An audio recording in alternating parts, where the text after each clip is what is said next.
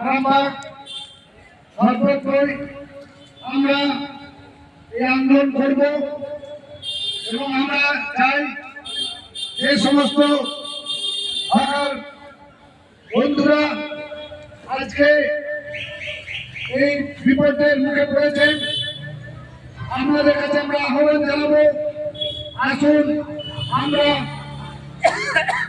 ধীরে ধীরে লড়াই শুরু করি।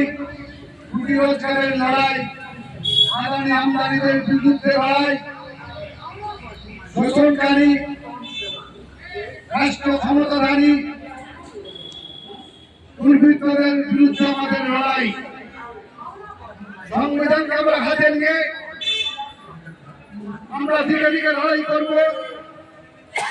আমরা দাঙ্গা চাই না, আমরা ধর্ম নিয়ে ধর্মের লড়াই চাই না, আমরা কোনো মিথ্যে প্রতিশ্রুতি জানি না।